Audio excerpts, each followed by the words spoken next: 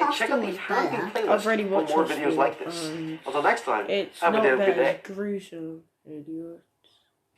You're next. You told us what you want. I watched this and Dad didn't let me watch it. For you. Wait, which one? Which one? It only had Bill and I was just shooting Sure. They have no idea your girlfriend is actually a badass expert survivalist. Using her technical training to set brutal traps and beat down killers, she's a home invader's worst nightmare. Can't she outsmart all Wants to get out. You think you found the perfect girlfriend, but when you find out she's a... If you were trapped in that... You're surrounded by rich people with a blood-chilling nightmare. Find out she's a total psycho. You're stuck in the middle of nowhere, surrounded by rich people with a blood... Fucking If you were trapped in the house, hunted down by a blind special forces killer, and you can't make a sound... You're trapped in the woods. Yo. Guys, wait, how many subs am I on? They won't stop chasing you until they bring you back home to be butchered. What do you do? You're 100 miles away from civilization, and you have no escape. There's nothing scarier than a clan of hillbillies with a taste for flesh. I'm going to break down the mistakes made, what you should do, and how to beat the cannibals in Wrong Turn. This medical student, Chris, is on his way to a job interview. Guys, I'm gonna do the giveaway at one more sub because I've dropped to 424. At 425, I'll do a giveaway. So make sure you're subbed. Instead, he wants to rock out to his music. Not great survival instincts here, and he's not thinking about how this affects him. When people are going missing in the area, you should be paying close attention. I'd want to find out where they were missing, so I know if I'm at least safe to stop for gas. And I reckon with a car like that, you're a lot more likely to get jumped. He finds the highway is jammed and he's going to be late for his interview, so he decides to turn around and look for another route, with no choice but to use the old country roads of West Virginia, where even local authorities don't bother going. Honestly, this is not a good place to take the scenic route. These back roads are old and largely undeveloped because they connect the Appalachian communities together, making it very easy to get yourself lost. I would have taken my car down to these train tracks to follow the dirt road beside it. It's been used commonly enough to leave a mark, and I'm sure it's no coincidence that it runs along the highway. On the way, he calls ahead to let the... Guys, if you wanted me to trade you, make sure you're subbed. Because I'm not going to do the giveaway yet because I haven't hit 425 subs. So I'll do the giveaway at 425 subs. There's no tower here as far as the eye can see. I would have backed the car up until I had signal to make the call. He's already late, and calling ahead lets someone know where you are in case something goes wrong and you get stranded. He stops at this creepy gas station, and he doesn't notice it, but there's clearly something wrong.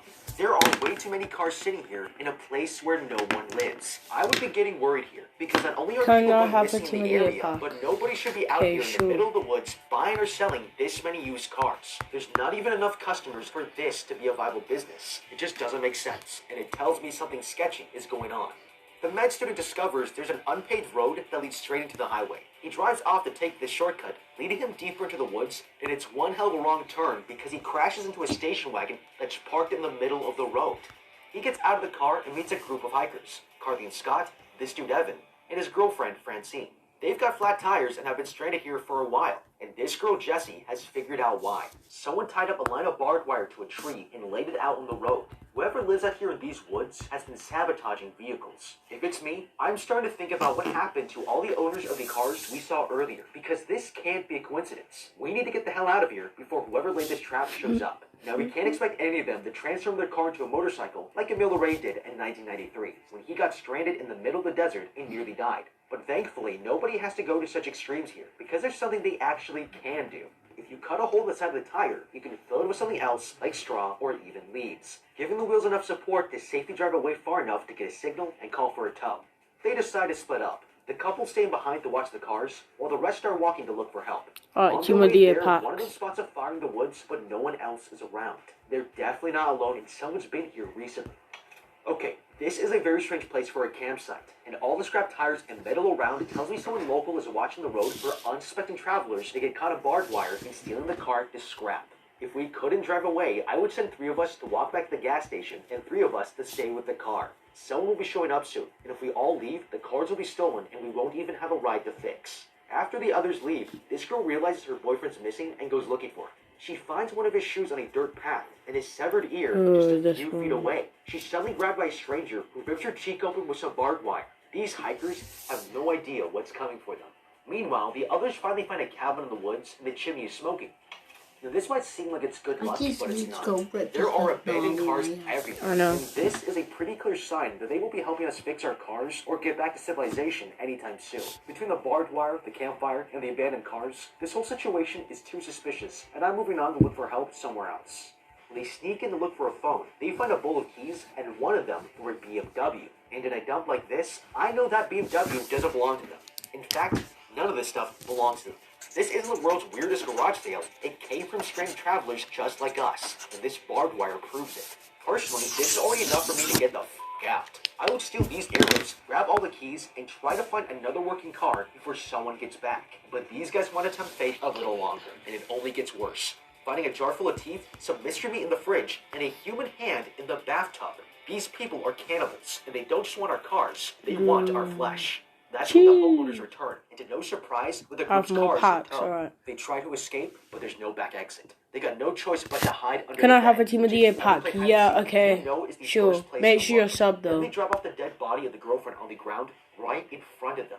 This is truly horrific. You're trapped in a house full of cannibals who have killed your friend, and you have to watch them butcher her for meat. These are the things nightmares are made of.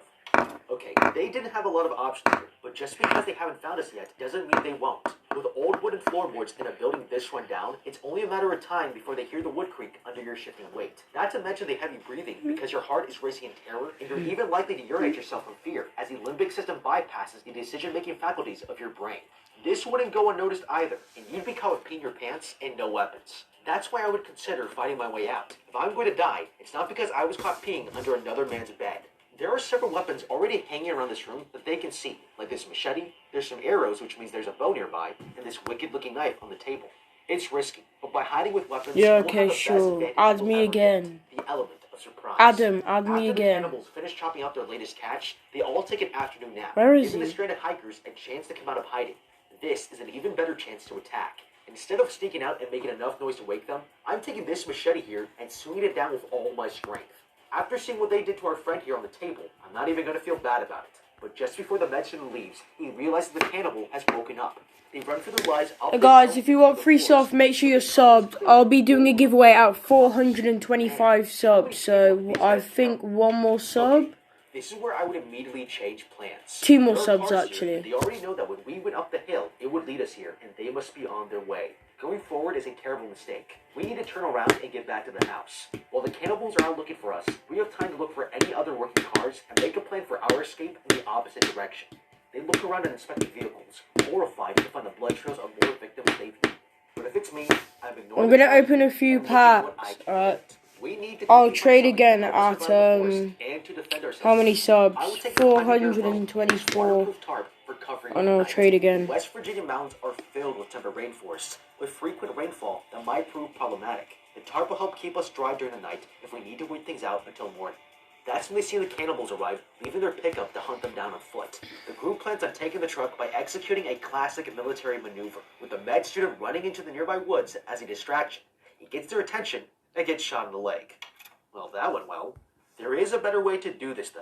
The further away they are from the truck, the better your chances of stealing it. So I would want to lure them as close to the cars as I could before creating a distraction. Why did I Once they get a commence the foot chase, 77 instead Ali of from running the back to pack? truck, It's second, because a the single Team of the Year strategy packs, they're not guaranteed, but you've got a I'll chance have of 3 out getting 4 them. people run away simultaneously, which divides their attention. Then leave the last person hiding in a car. Once the cannibals have run past the line of defense, that person can run unnoticed to the truck and drive down to the house to meet the other 3. The med student wraps up his leg with his belt, and the girls help him to the truck as they get in and drive away. They stop on the dirt path and wait for the girl's fiance, but he gets shot full of arrows. Trade They have him. no choice but to leave him How many behind. subs am I on? This is a tough decision, but saving 3 424. lives and driving away is better than risking 3 lives for a corpse. This cannibal has incredible aim. That's less than a 6-inch spread on 3 shots through the trees from maybe 50 meters away. That's really impressive, and I'm not putting myself out in the open if he can shoot like that. Leaving the friend has another added benefit, because as cannibals, they might want to cut the body quickly before decomposition sets in, giving us time to escape. In death, he can save our lives, one piece at a time.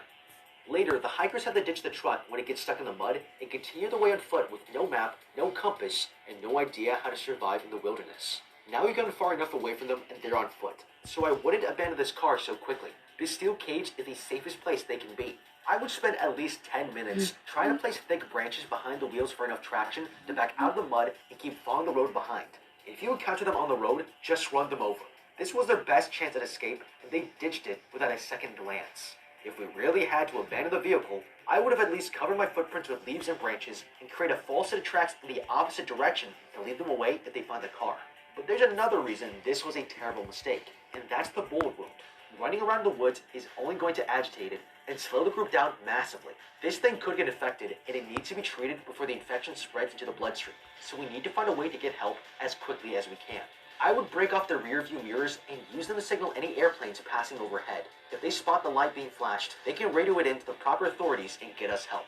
West Virginia has the highest flyover traffic in all of the U.S. states, so odds are good an airplane will be passing by. To do that effectively, you want to find a clear, flat area that's high up, as you'll have a better chance of being spotted. Combining this by employing the International Mountain Distress Signal and arranging rocks in a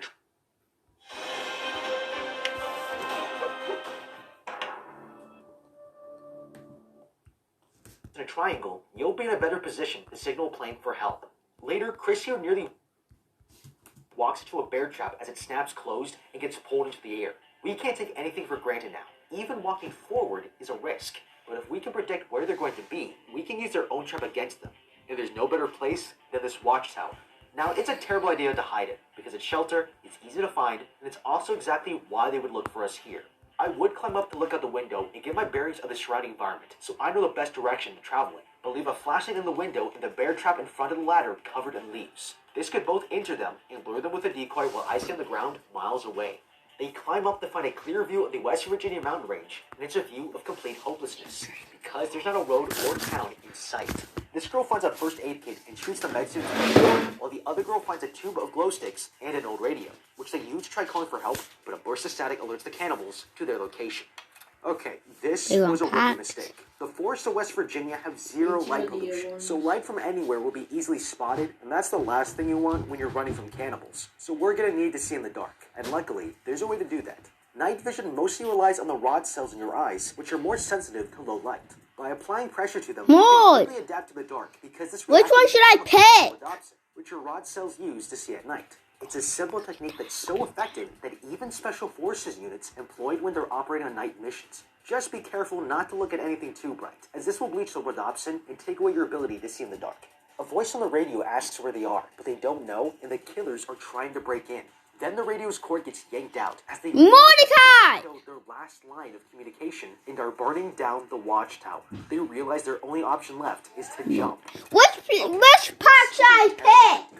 But if I have to choose between being burnt alive, butchered by cannibals, or risk falling to my death See, trying team to of escape, you. it's an easy Team of decision, you but nominee. it's very difficult to survive This this is only without a some nominee. preparation. Even with the fire burning, we have no clear view Let's of the give them surrounding pro forest. I cards. would throw one of the glow sticks into the tree.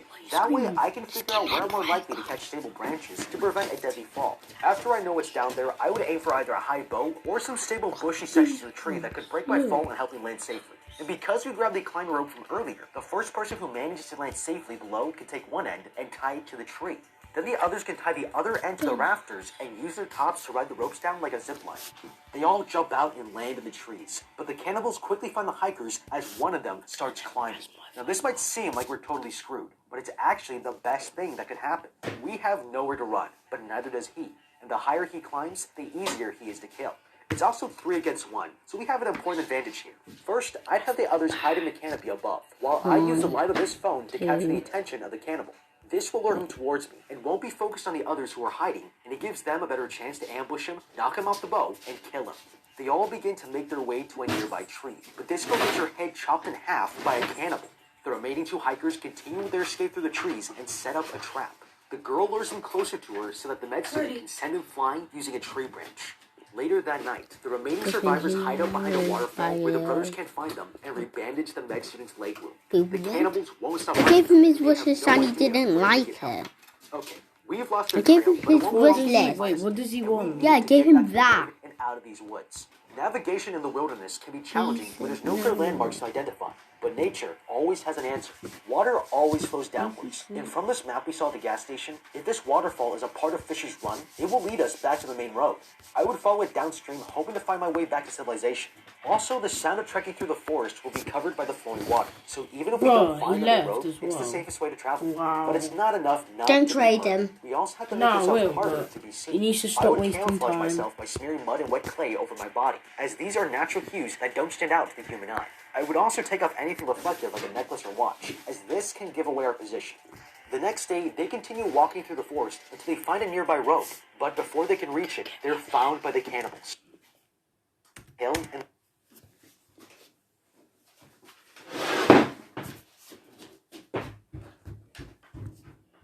Alright, so this...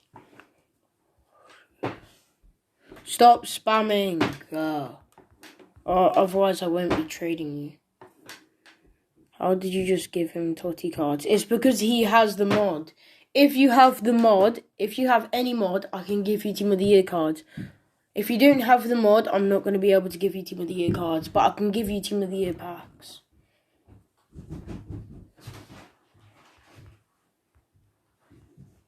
I wouldn't notice when a heart was called as a homeless one. Could have been broken. I could have a bitch because I probably be focused. You know, yeah, I said a homeless. Did Dad say you can take this? Yeah. What did he say after? He said, he just gave it to me. Alright, just alright, sit down and cover yourself in that time. No, fuck is sleep. No.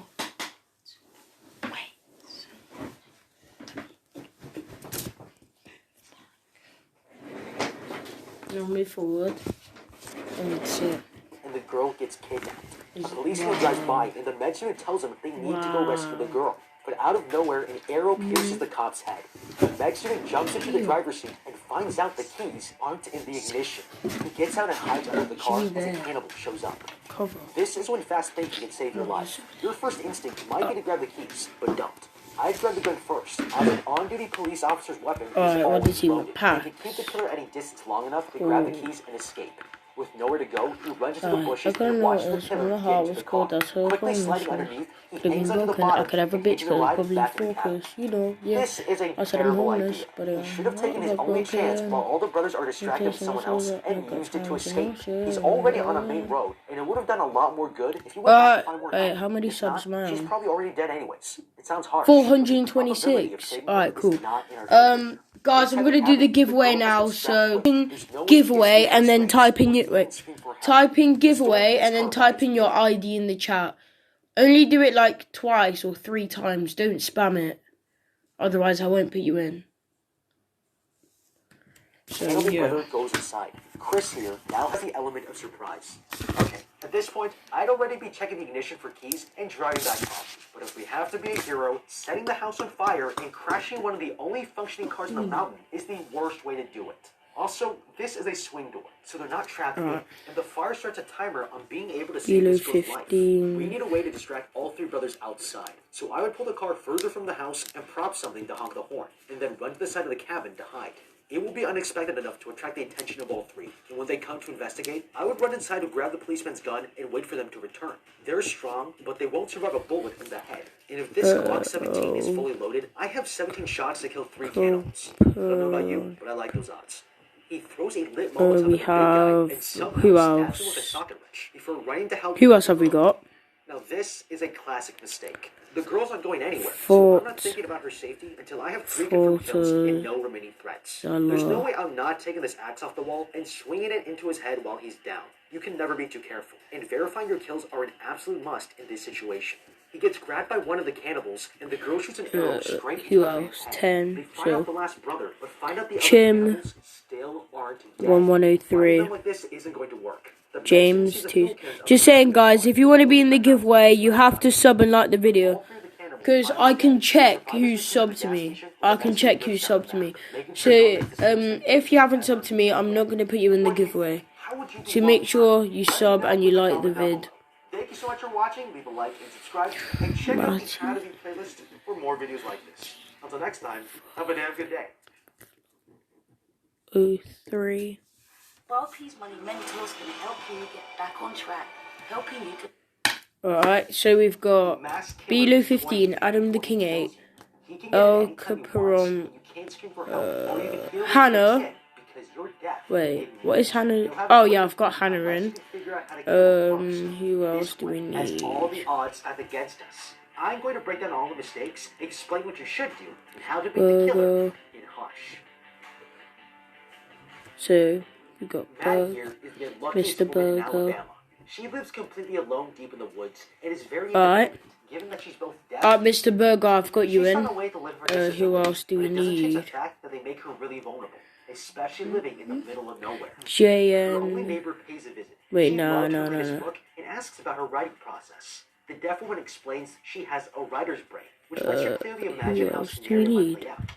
Okay, this is Alright, a so It Alright, so we've got Bilo 15, we've got Adam the King 8, we've got Elku Leperomp, we've got Fortella 10, we've got Chim 1103, we've got James 271, we've got Matty 1905, we've got Flar 03, and we've got Mr. Burger. So that's who we have. So yeah, just make sure. If I've missed you out, put your ID in, because I'm pretty sure I've got everybody who typed their ID in the chat. So yeah. Helps you predict events and people's behavior. If you know what someone will do, you can survive any life-threatening situations, even against all odds. But when you're deaf, I can't trade you Team of the Year cards, but I can trade you Team of the Year packs. More aware than everyone else. They're interrupted by a strobe light going off in her house and run inside. It turns out she didn't predict burning dinner, but they're saved by her special fire alarm. Okay, this is made for by the looks of it, I've got everyone in, so feel the vibrations, which is great. But there's also nothing let me else start. protecting this place. Shit, alright, who cares? Let me start doing this. Emergency services, safety protocols become really important. I would be rigging this to everything, especially a security system. I would also have motion detecting lights. Outro, stop spamming or I'll get you out the giveaway. I've already put you in. There's no team to I'm timing him out. There must be an emergency because she's begging for help. The neighbor is suddenly shot with a crossbow bolt. Outro, you gotta stop spamming. I'm gonna put you out. Cause you keep spamming, it's getting annoying. So, yeah.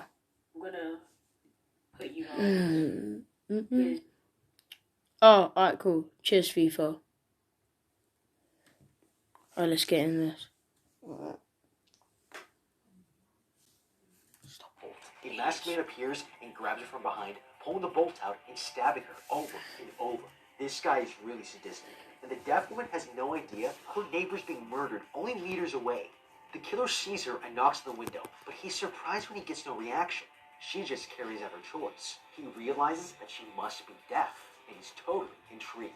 The killer drags the body out of sight, but he'll be back for more, because this night just got a lot more fun for him. Now, even if she knew there was a killer lurking around, she would still have a disadvantage. Deaf people can't communicate on 911 calls. Some areas have a text to 911 service, but it's not in every state. And unless you have this old machine here to help you convert calls to text, it makes it extremely difficult for you to get help in an emergency. I definitely plan ahead by installing a panic room, and they're a lot cheaper than you think. Now, this woman lives in Alabama, which is top 10 in most natural disasters in America. So it's not just for the paranoid, it's a practical safety feature, especially for a deaf mute living in a natural disaster zone. Maddie continues working on her story, never noticing that the killer has opened the door and come inside the house. He stands directly behind her, waiting for her to turn around, when she gets a surprise call from her sister. The killer moves out of the webcam's view just before the call starts, and quietly takes her phone as he slips back out the door. He doesn't just want to kill her, he wants to look at all her nudie pics. She goes back to work, but gets interrupted by an iPhone message. They're pictures of herself through the windows of her house, and all sent from her phone. This is creepy as hell. Someone's come inside, taken your phone, and left the door open. Okay, at this point, we have a momentary advantage. Run upstairs, lock the door, and call for help immediately. Enable text-to-speech on your computer, allowing the responders to hear your words as you type. I would barricade myself in the most secure room until help comes, because confrontation plays to his have I missed anybody? She peeks outside and sees the masked man standing there with her phone. This guy is... Put your IDs in the chat if I've missed you out. Just before the killer gets there, he moves to another doorway and she rushes over to lock that one too.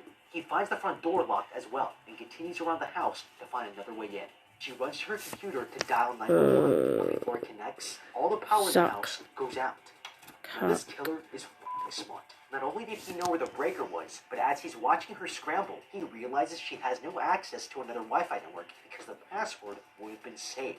She can't contact anyone, but that's not enough for him. He walks over to her car and pops each tire, leaving her no chance to rescue or escape. Now he's forced her in. She has to deal with this situation alone. This is getting really bad.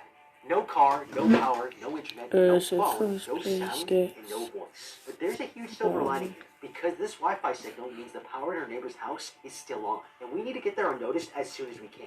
We know the house is less than 100 meters away, because that's the maximum range of a standard home router. Also, the average woman can run 100 meters in under 30 seconds. So now we need a distraction big enough to guarantee us 30 seconds, and loud enough to cover the sound of running through leaves. I would use that extra loud smoke detector. This will guarantee his attention because the sound is loud enough to be heard for miles. Once he's near it, I'd sprint for the neighbor's house. We might find our neighbor's computer, a home phone, or even a security system we can trigger to call for help. And then she grabs lipstick from her purse. 5,000. Didn't see face. Boyfriend coming home.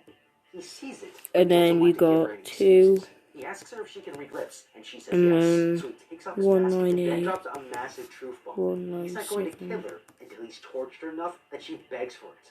Only then will he come inside to finish the job. With that, he walks away. And there we go. Reflect on that shocking revelation. This is horrifying. But there's some. How many winners there will be? There will be 3 winners. So while he's playing games, we have time to prepare and plan. She immediately takes the opportunity to arm her 3 winners. Yeah, that. So 3 winners. Let's go. This is a good start, but it's not enough. Yeah. Alright, so Chim is the first winner. Let me put Zakak in. I'll tell you the prizes after we've done the spin, the wheel. So we've got.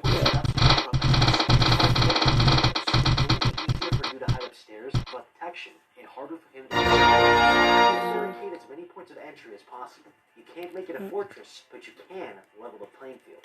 Oh, and one more thing. This is a useless pet. And then next winner equals. She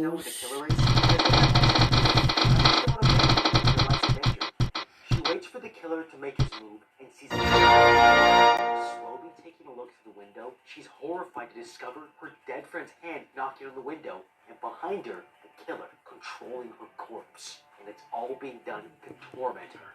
Horrifying as it may be, I would use this chance to strike first. I mean, look at him. He's close, and he's not even holding a weapon. Guys, so Chim is first, Zakak is second, and what is the last one? And Il Trovador. You 3 need to come in. Wait, no, I'm pretty sure he got banned actually, yeah. Yeah, so this is for 3rd place. I'm gonna respin. This extends the range of the car key fob because the water in her head doubles the key's wavelength. She opens the door and leans out to activate the alarm and looks for the killer's position. He's going to the car, so she quickly goes. This guy is 1 step ahead again. The killer suddenly appears and runs. Ooh, so it's Flavio. She doesn't stop there. Flav3. She swings a sharp end right into his arm. Pain isn't going to stop this guy from getting what he wants. Turns out, he's had the phone all along. And the weirdo even took the dead girl's earrings as a trophy. This is one sick mother. Maddie catches her breath and spots the killer circling the house. Waiting for him to disappear, the woman decides to... So, the winners are, so 1st place it's Chim, 2nd place it's Zakak, and 3rd place it's Flato3. So, wait, what was I gonna say?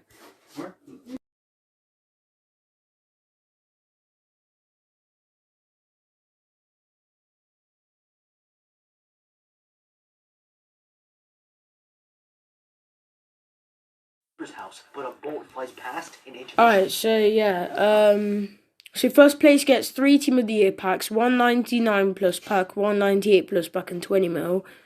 The 2nd place gets 2 Team of the Year, 198 plus pack, 197 plus pack, and 10 mil. And then 3rd place gets 1 Team of the Year, 197 plus pack, 196 plus pack, and 5 mil. So yeah. She runs back towards the house for cover, while the killer slowly reloads his crossbow, and she nearly avoids being shot by another bolt. Now this is another advantage we have to consider. It takes him nearly 10 seconds to reload, and we can put 45 meters between us in that time. I would continue running to the neighbors and take my chances. There will probably be an unlocked entryway because the neighbor came running. He wants us inside his house because he can control the situation. And if we want to beat him, we need to be less predictable. She runs back upstairs, keeping track of the killer. When the path is clear, she climbs out onto the rooftop where she tosses the strobe light into the forest as another distraction. She makes her way down the trellis, Alright, unaware so we have that the Zach noise alerts Hat. the killer, giving him the perfect Second opportunity to place. shoot her in the leg. Reeling from the pain, she's able to pull the bolt out and wait for him to climb up the trellis. As he reaches the top, she takes him by surprise, yanking the crossbow out of his grasp and knocks him off the roof, giving her time to reload it. But she quickly realizes this thing is not easy to handle. Sure.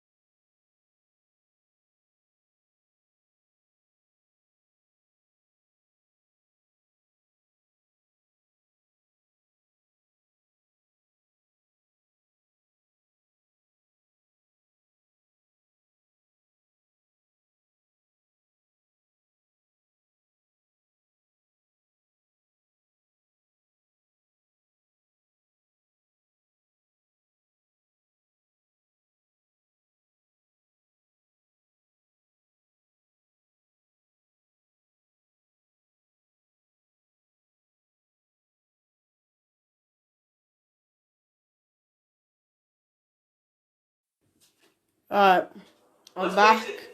Anyways, what was I gonna say?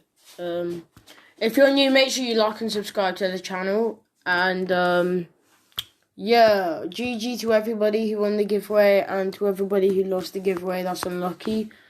And, yeah. So, GG, there'll be a new giveaway at 450 subs. And then at 500 subs, there'll be a big giveaway. And then 475 subs, there'll be another giveaway as well.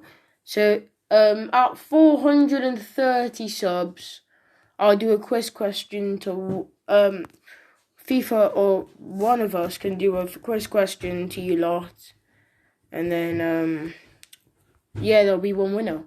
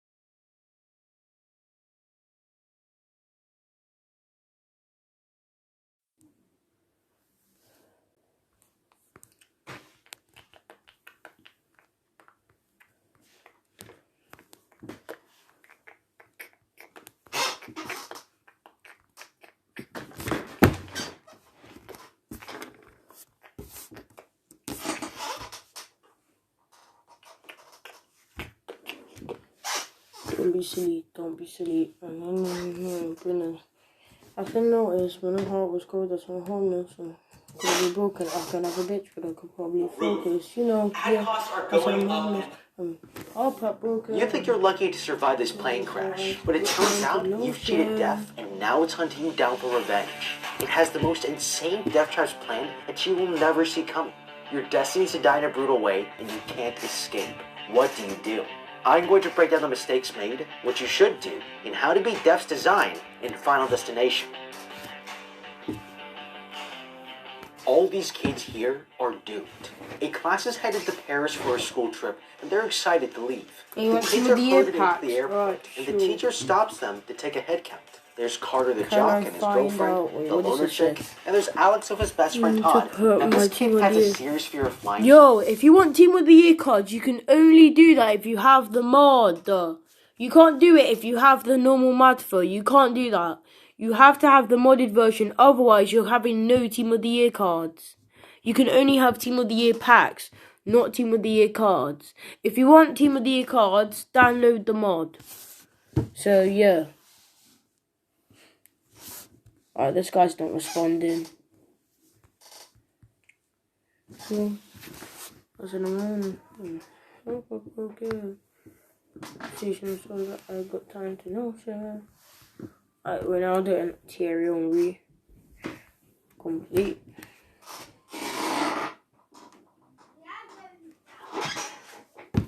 Alright, who next? Kivers 77.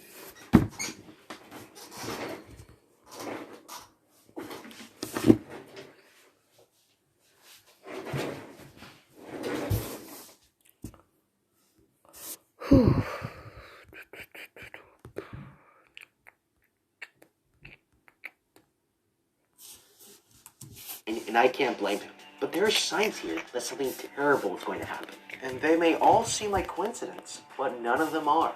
A creepy guy hands out a flyer for the Hare Krishna movement, who believe in reincarnation after death. As he checks in, he's told that the time his flight leaves is the same as his birthday. And statistically, more people die on their birthday than any other day of the year. The departure board is wildly flipping out, the plane looks really old and damaged, and when he's taking a pre-flight dump, he hears John Denver playing on the bathroom speakers, who also died in a plane crash. All this sounds like pure coincidence, but trust me, paranoia is your best friend here. If you had a healthy respect for superstition, you might think twice about stepping on that plane. They board the flight and his friend tries to reassure him no god would let this plane crash. It has a baby and a disabled man on board, but it's not reassuring at all. He sits down and is clearly freaked out. Two of the class hotties ask if they can trade seats with him, and he goes to sit with his best friend Todd, but discovers the tray latch is broken. This plane is falling apart, and it's not comforting. They take off and it's a smooth ride. The class begins to applaud, but Alex here is not convinced at all. Suddenly, the cabin starts shaking, the bags start falling out of the compartments, and the oxygen masks drop from the ceiling. The plane is out of control. This is everyone's worst nightmare. An explosion erupts, and the fire cooks his face off. It's brutal. And then he wakes up. He's back on the plane as if none of it happened, and the girls ask if they can switch seats again. What's going on here? He rushes over to sit by his best friend, and the tray latch falls off, just like before. He screams that the plane is going to explode, and of course, he sounds completely fucking crazy. He gets into a fight with a jock, and security comes in to drag them off the plane. Okay, only 1 in 11 million flights actually crash, but this is not just paranoia anymore. We can Holy save shit. 287 people right here, and we need to get everyone off the plane in case that vision was real. The easiest way might be to just say there's a bomb. It's dramatic enough to make everyone leave, and not just those who happen to get swept into your mess. They don't know this yet, but because everyone's cheated death, it's coming back to kill them in the order they were meant to originally die. So by getting everyone off the plane and saving 287 people, you've given yourself a lot more time to live, because there's more people in line to die before you. The loner chick feels like something is up and decides she needs to get off too. The students and teachers are thrown out, and the captain won't let anyone back on. But the teacher argues that the students need a chaperone, so he makes an exception. The male teacher offers to stay, but she refuses, there we go. encouraging him to go ahead. He boards the plane and they take off, leaving the stranded students behind. Okay, I'm just gonna say, if he had made a proper bomb threat like I said, this plane wouldn't be taking off right now. The teacher asks Alex here what happened, and he tells her about his vision. They're a little freaked out, but the bully gets pissed off. He can't go to Paris now because this kid is scared of airplanes, and they start fighting.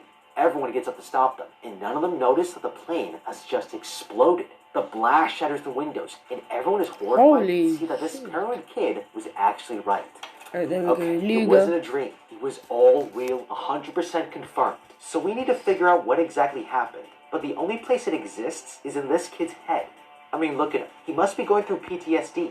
That means his memory of all these details won't be as reliable after even a few hours. You need to write down everything you saw in the vision immediately. The survivors are taken into a room where they're interviewed by 2 FBI agents. They try to find out how the kid knew the plane was going to blow up, but he can't give a good answer. It's clear they suspect he's the cause of the disaster, and they'll be keeping a close watch on him. Now we have to be really careful here. Whatever we tell the agents, they'll either think you're crazy or that you've just killed 287 people. I'd want to blame it all on this guy, but the best move is to tell the truth. They won't believe you, but that's okay, because crazy is sexy, and this girl digs it. 1 month later, the survivors attend a memorial for the victims of the crash. When he lines up to pay his respects, the bully is overly aggressive. Billy here thinks he's a psychic, and his teacher is terrified of him. Even his best friend isn't allowed to talk to him. That night, the kid takes a break from researching airplane disasters to study up on human anatomy. An owl interrupts his private time, and he tosses the magazine to scare it off, shredding it apart. A piece flies out and lands perfectly on his lap with his friend's name. Just like his vision, this is no coincidence. His friend is in serious trouble. Todd here has no idea what's about to hit him. He sees a dark shadow in the mirror, and when he turns on the radio, it plays the same John Denver song he heard at the airport. He never notices a trail of water snaking its way towards him. He slips with a puddle, knocking over a bottle of shampoo, and gets choked out by the clothesline. The bathtub becomes too slippery for him to stand. No matter how hard he struggles, he can't get out of the tub and dies. Holy crap. Just when you think you're safe at home, you die in a freak accident. But we all know this is not an accident. Poor Todd here was first on Death's list, but he didn't have to go out this way. He could have pushed up on the faucet and used his pants to prevent slipping so he can get the leverage to unwind the cord. But sadly, this death was completely necessary because this is the proof that death is coming for us all. If I knew that key piece of information, I'd make all survivors pair up for protection. It's unlikely they'll both die at the same time, so whoever's next will have someone around to save them. This method will reveal death's pattern and make us all a little safer.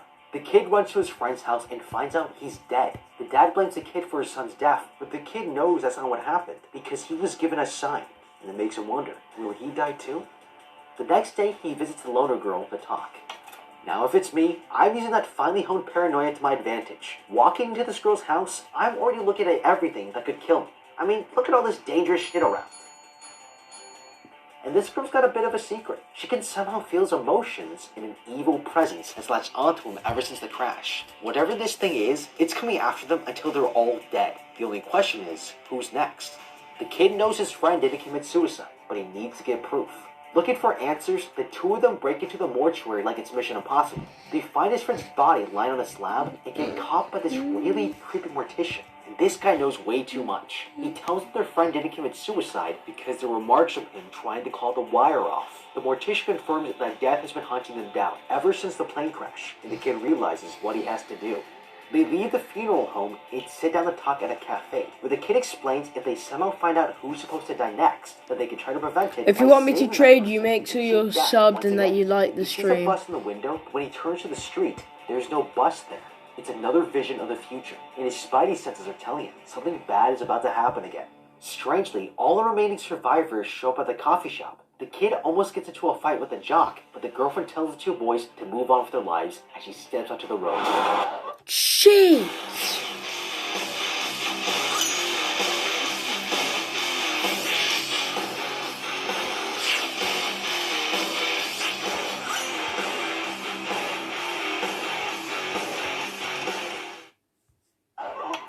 Okay, it was clearly her time to die, but if she knew, she probably wouldn't have stepped out into the road like that. But now that she's gone, someone must be next. So how do we figure out who comes after her?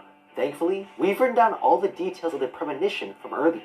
This is going to pay off huge. When people start dying, the pattern will emerge and you can compare it to the notes you took. It will start to match up, and you'll be able to determine who's next in line to die. That night, the kid sees a news report of the crash, and it reveals how the plane blew up. He traces the explosion and realizes there's a pattern here. It perfectly matches where all the survivors were sitting. He's figured out death's design. They're being killed in the order they would have died if they had stayed on the plane. It started with his best friend, then the girlfriend, which means the next person to die will be the teacher. He's got to stop it from happening. Okay, we finally have the pattern we've been looking for. So at this point, I'm only thinking about how to prevent my own death, no matter who I have to hurt. So I would lock whoever's next in the safest environment I can possibly think of with food and water. If I can get that person in a death-proof prison, I'm free to live my life without worry. The teacher freaks out when she sees her student is in her front yard, and she calls the FBI. He checks her car for signs of tampering, but he's caught by the feds. They take him away, leaving the teacher alone with the cold wind of death. She plays a record, and unfortunately, it's John Denver again. And as we all know, that's not a good sign. As she's wiping down a kettle, a dark shadow is reflected in its surface. When she pours herself a hard drink, the bottom of the mug cracks, leaking vodka all over the floor and even in her desktop. She notices the computer starts smoking and gets closer to inspect it.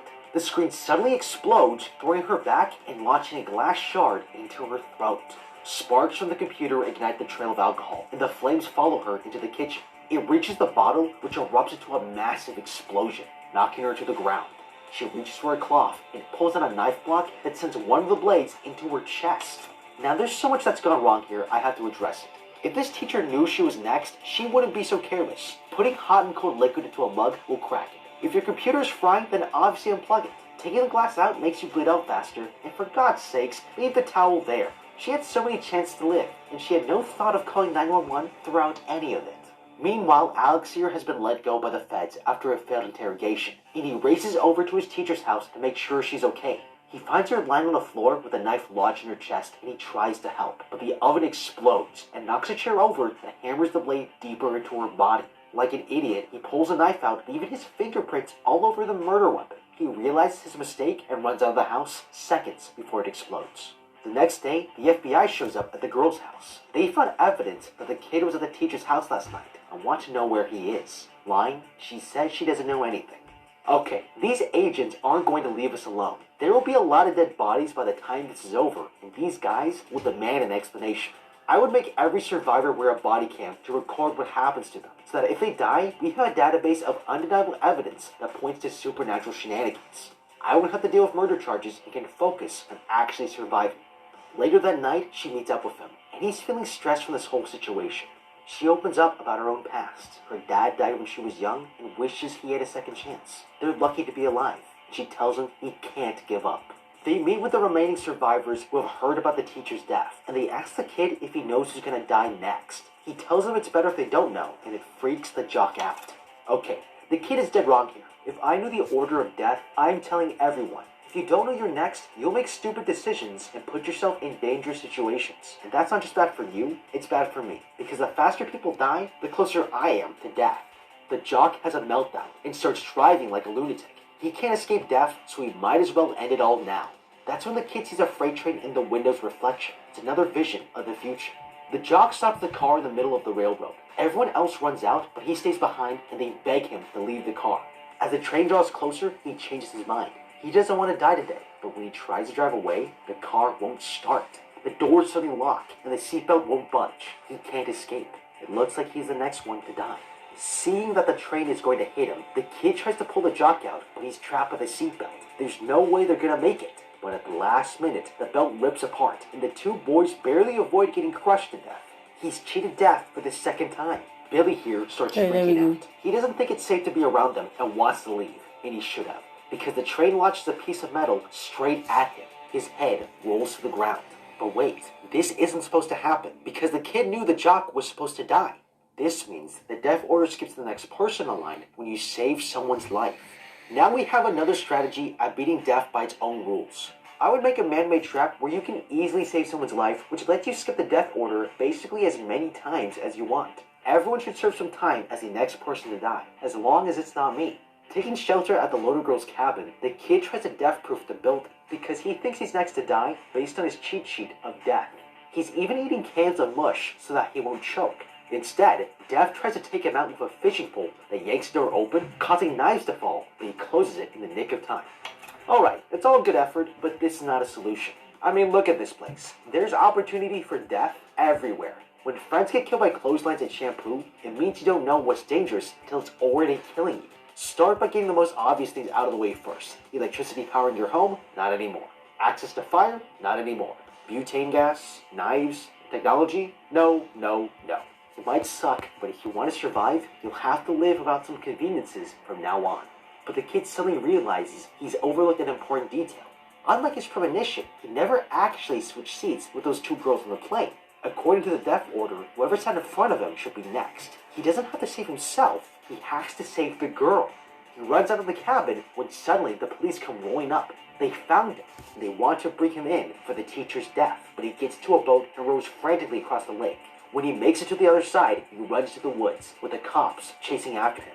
At her house, the girl realizes she's next, as a lightning bolt breaks a telephone pole and sends the power lines flying. When she tries to rescue her dog, she almost gets skewered by a drying rack. Then as she's making her way back to her house, the pool gets punctured and floods the backyard. She leaps into a trellis to avoid getting electrocuted. It's clear, Death is done being sneaky. The girl climbs back into her house as all the lights explode. She runs to the garage to drive out, but she gets trapped in, until she reverses far enough that the piece rips off the ceiling. It looks like she might make it, but the power line falls to the hood, short-circuiting the car. She's completely stuck, and to make matters worse, a trail of turpentine is snaking its way to her. This might seem hopeless, but there's a way out. Any metal you touch in the car will electrocute you, so you need a good insulator. I would collect all the rubber car mats and use them to open the door and walk out. That way I don't come in contact with the car or the ground. The kid finds her and realizes she's going to get electrocuted if she touches anything. He tries to beat the wire off, but accidentally breaks open a gas canister that lodges itself underneath the car and sets it on fire. Seeing no other option, he sacrifices himself to break the deadly cycle, giving the girl enough time to escape as the car explodes. His plan worked, but it doesn't look like he survived. Are they actually going to kill this guy after everything he's been through? No, they're not. Because 6 months later, the remaining survivors, including Alex here, are reunited in Paris. Wait, they're in Paris? That means these guys actually got on another plane? That's a really bad idea. Everything is going great, and they all think it's over, because it's been 6 months since anyone has died, but he can't help feeling like something's wrong. He takes out a diagram of death's order and points out that while he intervened to save others, no one intervened for him that night. He should still be next to die. The jock teases that maybe he still is, and the kid begins to sense bad omens everywhere, like a guy playing John Denver and a canister knocking over a bucket of nails. Fearing the worst, he walks away from the table, but the girl warns him just in time to avoid a bus. He almost gets hit and sees how this motor accident knocks out a massive sign that comes swinging for him. He's saved at the last second by the jock, but since his death was prevented, who's next? The order comes full circle, and the sign comes swinging back. But what do you think? How would you beat Death's design? Let me know with a comment down below. Thank you so much for watching, leave a like and subscribe, and check out the How to Beat playlist for more videos like this. Until next time, have a damn good day.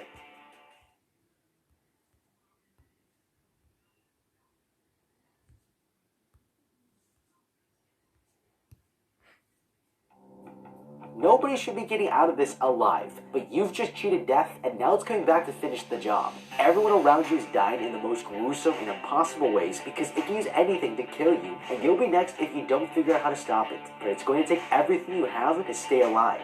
I'm going to break down the mistakes made, what you should do, and how to beat Final Destination 2. These 4 college students never had a chance. Kimberly and her friends are going to Daytona for spring break with a bag full of weed and expecting to have the time of their lives. But as soon as they get on the highway, they've sealed their fate. Now, none of them are looking for it, but they've been given plenty of fair warning that something bad is going to happen, and the signs are everywhere. She turns on the radio and Highway to Hell starts playing. Not a good omen to start a road trip. She sees her engine light turn on because her car is leaking transmission fluid, but she ignores it. They pass a bus full of jocks chanting "pile up," and they're all from the same school as the original survivors from the first movie. This guy next to them is chugging a beer, and then there's this kid slamming 2 toy cars against each other. Even for a kid, this is not normal behavior. But if you learned anything from the first film, there are no coincidences. Okay, it all might seem like something you typically ignore, but we need to be smarter than this if we want to survive this car ride. Because the concept of death hunting people down has been all over the news. They've all seen it on TV and heard it on the radio. It also happens to be the 1-year anniversary of that crash. So if I'm seeing all this weird stuff going on around me, I'm not shrugging it off. I'm getting spooked right the f*** out and pulling the car over. But it's too late, because things are about to get really ugly. In front of them, a police officer spills coffee all over his lap, and is distracted as these massive wooden logs break out of their chains and fly out onto the road. The cop looks up just in time to see how he dies, as his head is smashed through the back of the car.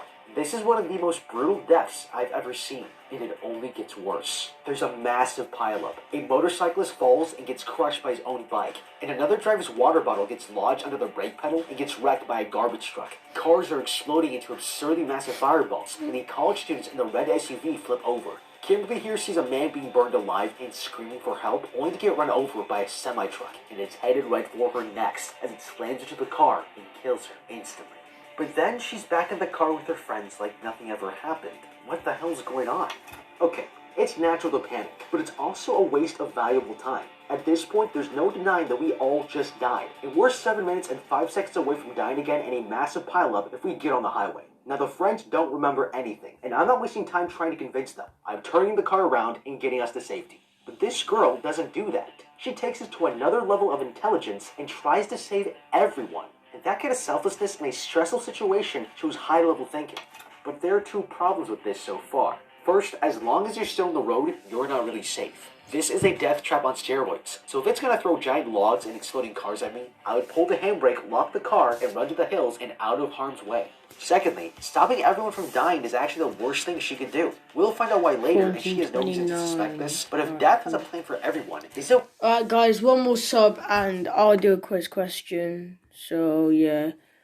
Jocko, if you want me to trade you, make sure subscribed and that you like the stream, and then I'll trade you. Wise to intervene with so many people's destinies? The girl spots the logging truck passing and yells at the cop to stop it, but it's too late. The sprawling mayhem of death unfolds just like in her vision, except this time, they're watching from the sidelines. In a state of shock, she turns and sees the number 180 on a road sign and realizes this too isn't a coincidence. Just like the survivors of the Flight 180 plane crash, she's cheated death, and now it's going to hunt her down too. She's so overwhelmed that she doesn't notice a truck headed straight for her. The cop pulls her out of danger, but her friends are crushed. That spring break is canceled.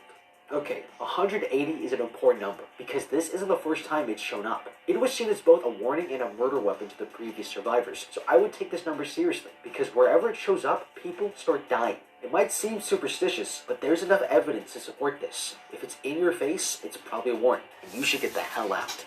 Later, all the survivors are taken to the police station, where the cop asks the girl how she predicted the accident, and she explains that she had a premonition, just like the kid who survived the plane crash a year ago. Everyone else is fed up with this superstition, and they all go. The girl's dad arrives to take her home, and as they leave, the cop gives her this look like a small part of him wants to believe her. Alright, as a cop, he has resources that can help them, like blocking off potential death traps for the public, or calling a nearby backup to save someone's life based on her premonitions. I'd want to make sure I didn't leave the building until he was completely convinced it was real. If we're gonna achieve death, we'll need all the help we can get. Later, one of the survivors comes back home. He cleans up a bit and starts cooking dinner, but gets distracted by a wind blowing through the room, knocking an H into his noodles. Dad is already trying to tell him how he's going to die. He pulls out some diamond-studded jewelry he bought, but the microwave starts to spark, and he drops his ring into the sink. With the finest way of intelligence, he sticks his hand into the hole and can't get it out, which is no surprise. Behind him, the skillet starts burning. He doesn't know what to do, so he slaps the flames with a cloth, knocking the skillet to the floor and spraying the fire throughout his apartment. Okay, where do I begin with this guy? Beating out the flames with a cloth isn't panning out. Now, there's a mug here, and he's standing in front of a sink. The first instinct is to use this mug to douse the flames with water, but this would actually make it worse, because water and oil don't mix, and it would splash the grease, causing the fire to spread. Baking soda is the best solution, because it releases carbon dioxide, which suffocates the flames, but there's something about this guy that tells me he doesn't have any baking soda. His only option is to eliminate oxygen from the fire using a lid or a plate. He'll have to throw it, which is not ideal, but it's better than doing this.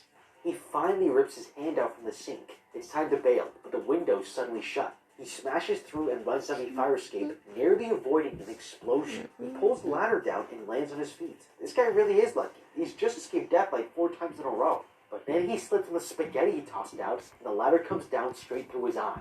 If only he could see the irony. That night, all the survivors watch a news report about the guy's death and get worried. The girl was right. Something bad was going to happen, and this cycle of death isn't over. The girl decides to do some digging on that sole survivor of Flight 180 and discovers that she committed herself to a mental institution. What happened to her? The next day, she drives her to meet her, and this survivor woman is not taking any chances. She has the nurse tell all visitors to remove every sharp object before entering, and even makes them check their fingernails. The survivor explains that death will hunt them down according to the order they died in the premonition, but skip over anyone who gets saved, like Kimberly here did. But that doesn't make any sense to the girl. Her friends died last in her vision, so they shouldn't have died first afterwards. Death is killing them in a reverse order. The loner girl doesn't want anything to do with this and refuses to help. It might seem like she'd be death, but all she did was trap herself in a prison at paranoia.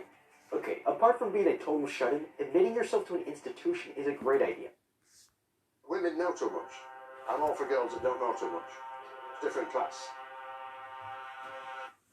It's got padded cells, 3 square meals, and it takes as much risk out of living as possible. But this would cost a fortune, with average admission prices being as much as $10,000 for a 2-week stay. With that kind of money, you could just death-proof your own house, and here's how. A death-proof bunker first needs to be subterranean. It protects from weather, falling objects, electricity, and much more. It needs sealable entrances like a spaceship, so that any risk can be closed off if death finds a way in. The walls need to be lined with steel and concrete to protect from explosions. I place all electronics behind tempered glass, and they must be remotely operated, including video monitors with CCTV showing all above-ground activity, as well as your food preparation. Everything must be padded, and no fire or sharp objects or flammable gases are permitted within 10 meters. It's basically Magneto's prison cell, but instead of blocking metal, it's blocking death. When the girl gets back home, the cop is there and invites her to a meeting at his place with the other survivors. He's done research about Flight 180 and the freak deaths, and now he's more convinced than ever that they all need to work together to beat this thing. But she suddenly sees a swarm of pigeons flying in Laster's reflection and realizes this is a sign. This kid and his mother are next on death's list, and they're going to be killed by a flock of birds. This should be interesting. At the orthodontist's office, this kid gets seated in the dentist's chair, and seriously, danger is absolutely everywhere. All these canisters full of gases that can poison him, this massive needle full of anesthesia, or these power tools that can rip his mouth into bloody chunks. Now, real talk, I have to be practically kidnapped to go to the dentist. So if there's talk of death hunting me down, I'm not going within 10 miles of a dentist's office. Stay the away. This is all a part of Death's elaborate plan, and it starts with this little fish. The suction causes the aquarium's pipe to leak, and the water sprays out onto a power outlet. It heads for the mother, but pigeons start crashing into the windows, and she gets up to see what's going on. The noise interrupts the dentist, who goes to check out the ruckus, but when the outlet starts sparking, the oxygen tank shuts off, and the kid starts feeling the effects of pure nitrous oxide. The plastic fish falls straight into his mouth, and he's too gassed up to remove it and begins to suffocate. Luckily, the assistant finds him just in time to pull it out, looking confused as ever. He got lucky here, but it's not over yet. Leaving the office, they see the cop and the girl running towards them, but it's too late. The kid sees a flock of pigeons and chases them. The birds startle the crane operator, who bumps his controls and sends a pane of glass falling to the ground, squishing the kid into mush. Alright, this is tragic, but it was also entirely preventable because this guy was close enough to save his life. This glass pane was falling from a height of about 10 floors, as we can see it from the dentist's office. That's roughly 35 meters high, and with the acceleration of gravity at 9.8 meters per second, he had about 3 seconds before he hit the ground. It's not much, but he was so close that there was time to push this kid out of the way. I wouldn't do it, but somebody should have. What does wealth mean to you? As adults, it's security for the unexpected. Indulge in your passions, not the latest fashions. Wealth is time with friends, time with family, a new place to make memories. Investing in your future, whatever that might be. Good financial planning can provide the freedom and peace of mind to live life your way. So whatever wealth means to you, we are here to help you feel confident in your financial future.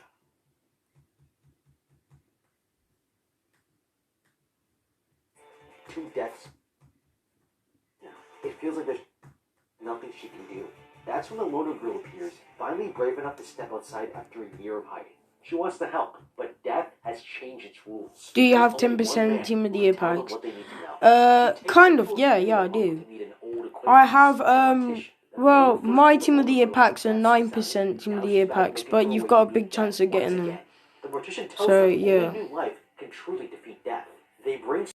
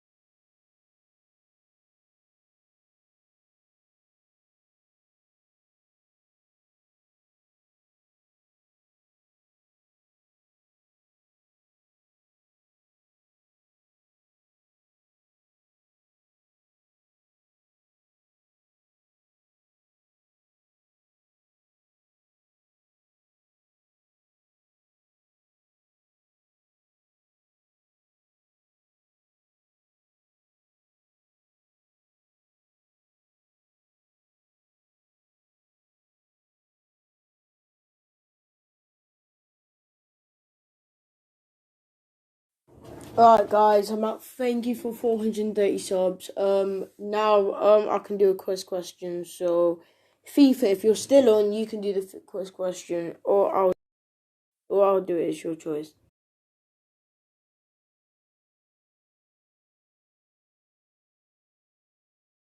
Just want to say, guys, if you're new to the channel, make sure you're subscribed.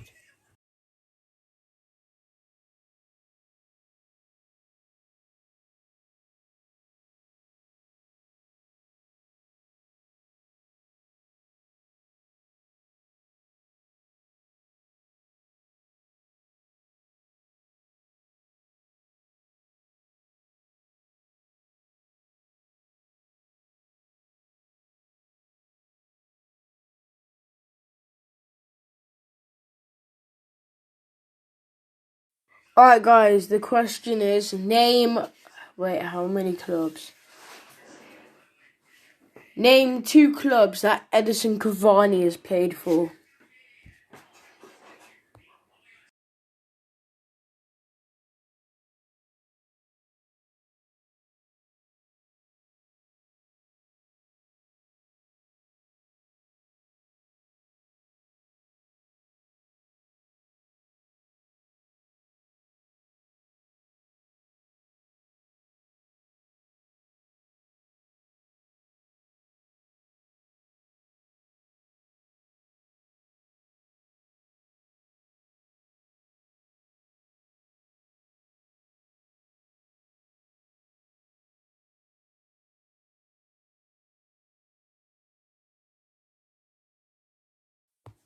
Alright, the winner is Corey Lewis, because Manchester United and PSG, yep, you're right. So the winner gets a 99 plus pack, a 98 plus pack, and a 97 plus pack with 10 mil. So Corey, what's your ID? Just type it in the chat and then add me so I know it's you.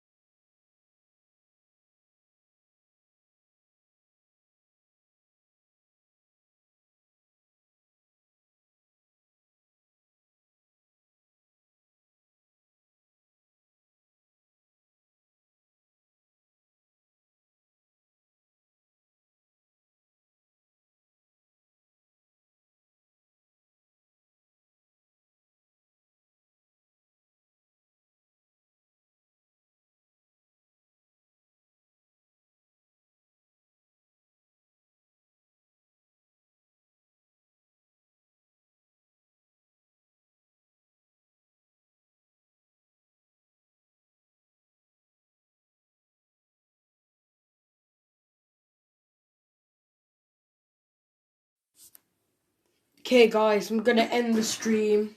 I'll still be trading. No, wait, actually I'll do a few more trades off stream. And yeah, so thank you guys for tuning into the stream. Thank you for subscribing and liking the vid, and see ya. Peace out. Enjoy.